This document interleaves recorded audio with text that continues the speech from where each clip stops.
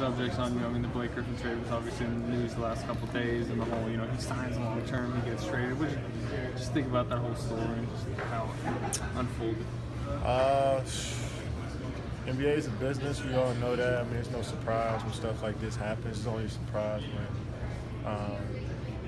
players kind of move like that. But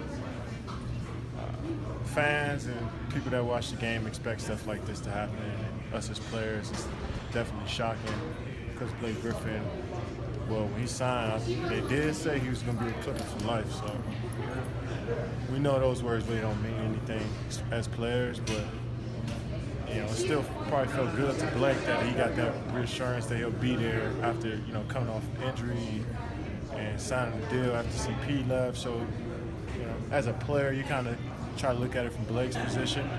But as a fan, you only know that this only happens. This happens all the time. It's something. Say it again? What do you make of that kind of double standard where, players are expected to show what? There's double standards in the world all around, man, not just in sports. It is what it is. And the truth of the matter is Blake Griffin still is making $173 million over the next 4 years. He's playing with a legendary coach, Stan Van Gundy, and some great young players. The trade probably caught him off guard, but I'm sure he's excited. He's at a really good organization. They got some good things going on in Detroit, new arena. You can just tell they're trying to find some new energy out there. I think it'll be good for Blake.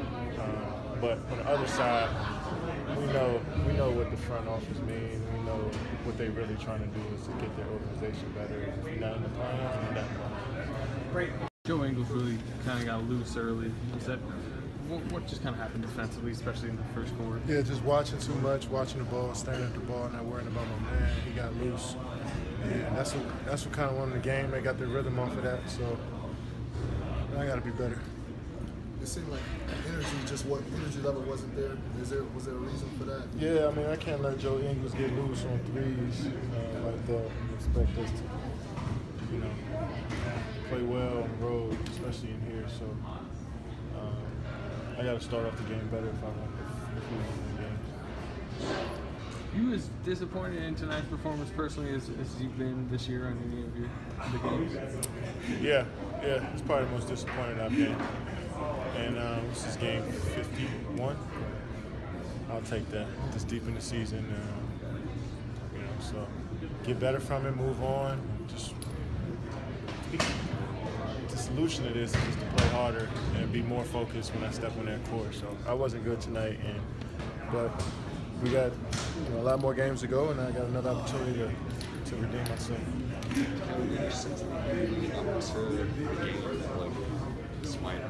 No. Nah, not really. I mean, we just didn't have it. They made shots as well on top of that. Disgusting performance tonight here. What do you see? It's pretty accurate. I mean, we didn't have any aggressiveness on the defensive end to start the game, and then we give it. I'm not saying they obviously made shots and made plays, but we didn't do anything to kind of slow them down, slow their confidence down in the first quarter. And you're playing from behind. We've had success at doing that, but I think the damage has been done in the first quarter, just giving them all the looks that they wanted. And really the issue tonight was just defense. So that's obviously on us. It's a tough letdown game from how we played at home last game out against Boston, but gotta be able to bounce back. Is there anything coach can do in a game like this to jolt you guys? It looked like sometimes he was raising his voice, sometimes he just looked resigned. When you guys are mired in a game like this, can he say anything? I mean, he can try, but I think at the end of the day, he did enough preparing us beforehand of understanding they're a tough physical team that over the course of 48 minutes, if you give some resistance, then you can wear on them. But if you give them confidence and let them just tee up threes, especially Joe, the way he started the first quarter, we talked about that game plan going in, and we didn't execute on the floor. So just one of those nights that you hate to have. I asked Draymond on the bench in the fourth quarter, if he could remember, that bad of a performance that we've had in recent memory. really can't. So they're few and far between, but we got to understand that once again, we talk about it every game. You can't just show up, especially on the road, and expect to win. It's kind of cheating the game. Are they doing anything in particular to get those open looks? Or we just play terrible defense, man. I mean, if you look at some of the clips, we were trying to switch and not really doing it aggressively, not talking on pick and roll coverages, just all discombobulated throughout the course of the game. So I know if anybody is giving us those easy looks, especially to start a game, when we see a few go down, it's pretty much over from there. Any sense from you before the game that you guys just didn't have the energy tonight, or? I actually thought we was gonna crack them. I thought we was gonna get them pretty good, man. So At what point in the game did you realize that it wasn't going to be like that? you know what? I think I'm just foolish enough to believe that we always got a chance. So even going into that fourth quarter, I'm like, all right, here we go. Like, here come the run. Like, they're playing great, but they can't really get it above 16, 18. Like, we can cover that pretty quick. Here we go. It just ain't never happened for us. So, it's cool. Flipping subjects quickly, the Blake Griffin trade and all that surrounding it, you know, people talking about loyalty organizations, players, that type of stuff. What did you just think about what unfolded the last couple days? I think y'all know my stance on that. You want to deliver? No. Sure. Played a lot of games, so it's hard to put that label on one. Why do you think it got away? Probably a few reasons. Our energy wasn't great. They were very comfortable the whole game as far as running their offense, and just outplayed us in probably every aspect of the game. Was there any sense before the game that things were a little off with you guys? Did you feel different, or? Not really. The energy might not have been there like it was on Saturday, but didn't feel much different. Just a very, very bad performance on our part. With the line you had, what was kind of your approach just trying to get the guys back in? Just do what I always do, play hard on both ends and help my shot for great shots. Don't settle for good ones, but great ones, and just always be a threat. Can you remember a game like that where, I mean, your shooting line is really good? I think at one point it was 12-16, but nobody else seemed to have it going on around you.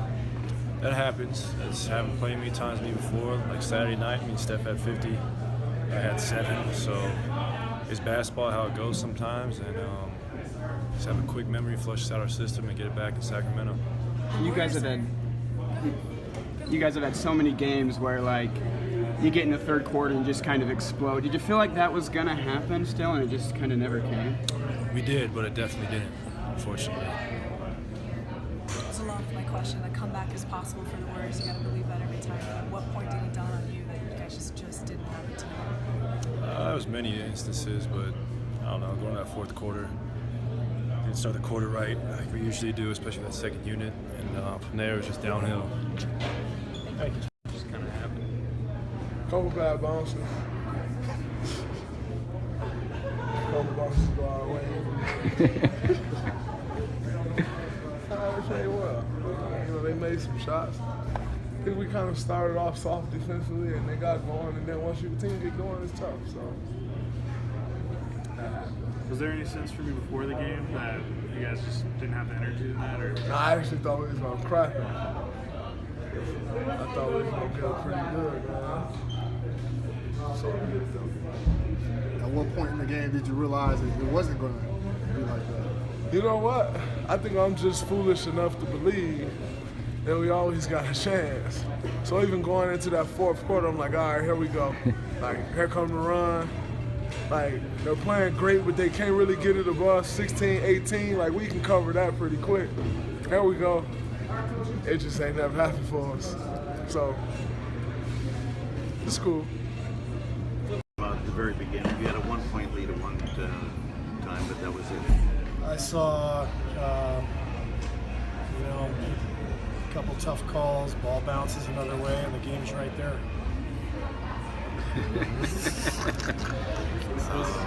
I saw one team get their ass kicked.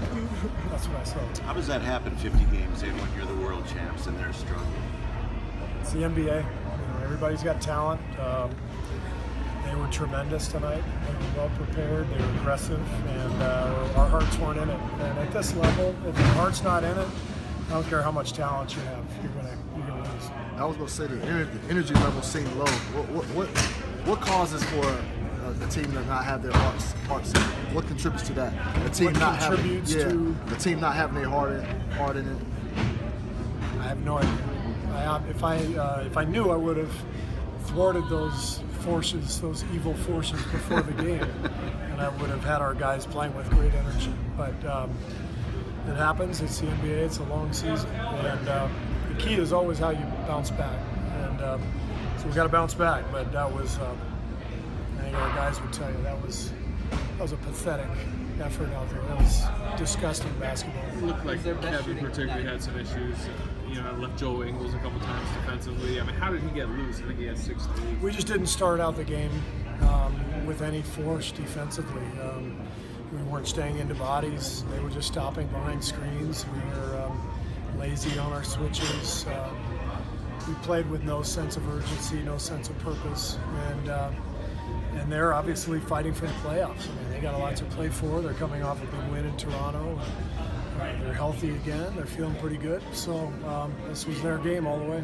Do you feel like your team finds creative ways to turn the ball over at times? Yeah, we work hard to turn the ball over in creative ways. We do.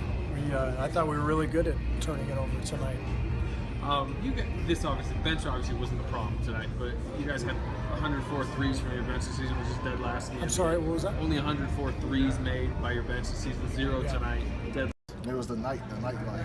Nightlife, yeah, for sure. You should have seen Ron Adams last night. I think he got in at like 4:30 in the morning. He was out clubbing all night. Thought on Utah. Practice before and after, in the weight room. I'm just trying to get better. Even if I'm not playing, I'm still getting better. Just trying to grind. You have a favorite play of the night? I mean, you had the block and dunk, you had the fadeaway, finger roll.